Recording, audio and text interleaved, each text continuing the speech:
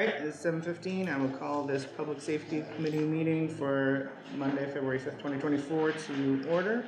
Clerk, can you please call the roll? Councilor Fairclough. Present. Councilor Harder. Present. And Councilor Heath. Present.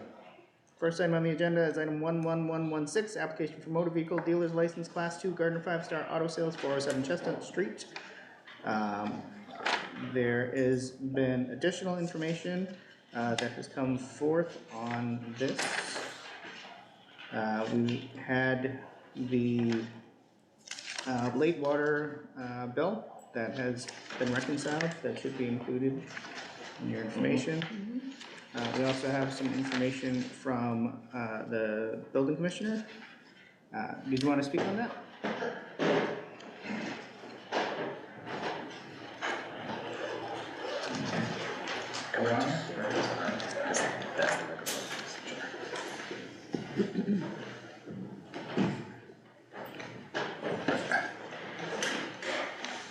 Good evening, Council. All right.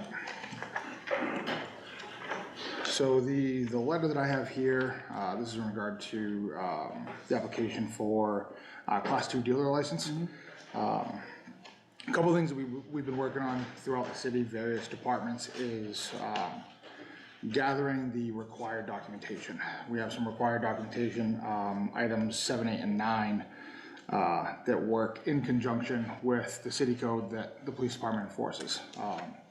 Trying to slowly bring all of the dealers into compliance, understanding that it does take some time.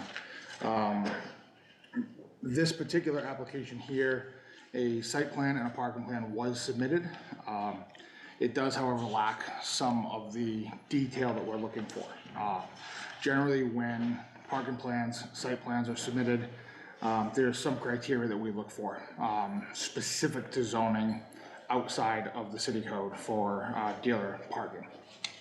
That site plan should include specific dimensions for the actual vehicles for sale, which is no greater than 180 square feet, and that's, per the city code. A couple other things that we look at as far as zoning goes is access in and out of the parcel of land, based on the business use, the number of employee and guest parking spaces, how those are delineated from the spaces for sale for vehicles. So we need those shown on the plans. We need to know where they are, the dimensions, things like maneuvering aisles, interior driveways. We have a few different categories. They all require their own separate sets of dimensions.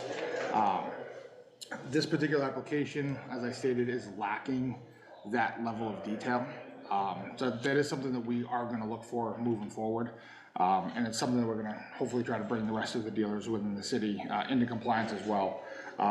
My recommendation, as I put down here further on, was, I'm not sure where the council stands on this, was that the application is approved with a condition that this information is ultimately submitted to my department within a time frame deemed appropriate to the council. Do you have a recommendation on what you think would be appropriate time frame?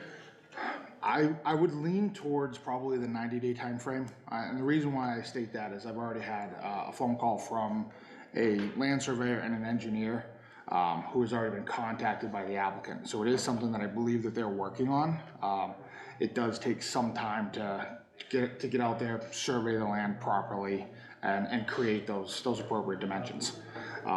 Leaning towards the 90-day time frame. I think once we have that submitted information, it wouldn't really need to be changed on renewals unless the applicant wants to change the number of vehicles that they intend to sell. So that's all I have for that case. Any questions, Councilor Harden? Yes, so the 90 days is, I know that's what you recommend, but is that typical? So that can really depend on surveyors and their schedules. In the height of COVID and busy season, we were looking at 3 months for anybody even to return a phone call. I think 90 days is probably appropriate since I've already had some of that communication. If the council thinks that a longer time frame is more appropriate, I'd be willing to to listen to that as well. That's what I was just wondering, just because I think, like I said 90 days, but if, what happens in 90 days? Are we better off going at 120 days, just to go ahead and give a little bit of space, so we'll have to revisit? Sure, I think that's a fair recommendation. I think if they fail to comply within the 90 days, what do we do then, right? Does the license get revoked? What happens then? I would hate to see a local business that's been in business for a number of years lose their license and not be able to remain in business. So I think, based on that recommendation, I would say 180 days is probably more appropriate. You said 180. I'm sorry, 120. 180 days is building code lingo. That's a number for us. So I'm just, Yeah. I think 120 isn't bad.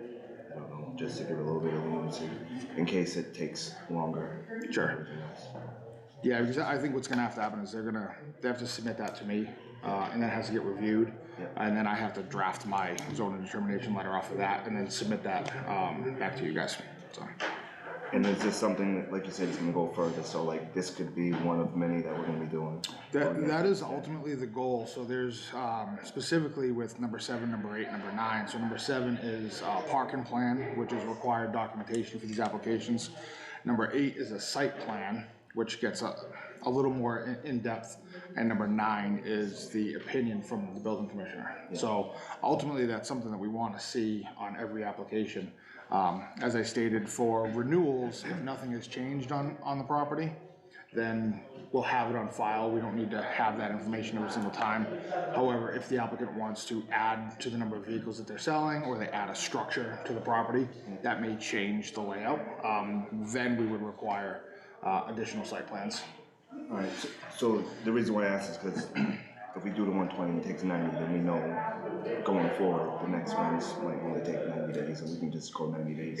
Exactly, and then I think what we have is, on renewals in the coming years, we'll have a little bit more time to have these conversations within the departments, and we can set out notices appropriately, to give these applicants a heads up as to what's gonna be required. Come in with the renewal application. Exactly, and that's the ultimate goal. We didn't quite have that time frame to work with this time around, but that's ultimately where we wanna go with that. That's all I had. All right, Thank you. all right. Attorney Graves? Do you have, is the applicant here? Is there anything you wanted to mention? Yeah, are you gonna call it? Yep, you're welcome. We're different. You're Vilson. Wilson. Okay, then, I apologize. We will get to you in a moment. The chief had also mentioned, or it had been mentioned in email, that the violation regarding the pet licensing was from 2001. No one can find anything on it. There was no objection to this application based on that either. So the police department had recommended approval at this point, building commission. So any further discussion, any motions? A motion to recommend to the council Got for a time approval. frame? With the 120 days. Second. A motion by Councilor Heath, second by Councilor Harder, to recommend approval to the full council with the condition of submitting site plan details to the building commission within 120 days. All those in favor? Aye, opposed? Motion carries. Item 11179, application for motor vehicle dealer licenses, Class 2, Gardner Motors LLC, Gardner Motors LLC, 119 Pearson Boulevard, sorry. The chief of police had also said that there is no issue with this license anymore at this time. And there was no issues, monetarily. No. So, there are no outstanding issues from any departments at this point. Was there anything you wish to add, or Not if there are any issues, Council. any questions, emotions? So my question is to you, is this, pulling up the last page, going off of what building commissioner said, with sufficient parking, this is the exact same issue as the last one, am I correct? I believe that they reapplied, and they addressed all the issues that the police department had at the time. I don't believe there were any site plan issues. Okay, then I recommend to, the council as a whole for approval. Second. Motion by Councilor Heath, second by Councilor Harden to recommend approval to the full council. All in favor? Aye. Aye. Opposed? Motion carries. Any new business? Nothing this evening. Motion to adjourn. So moved. Motion by Councilor Harden, second by Councilor Heath to adjourn. All in favor? Aye. Aye, opposed? Motion carries.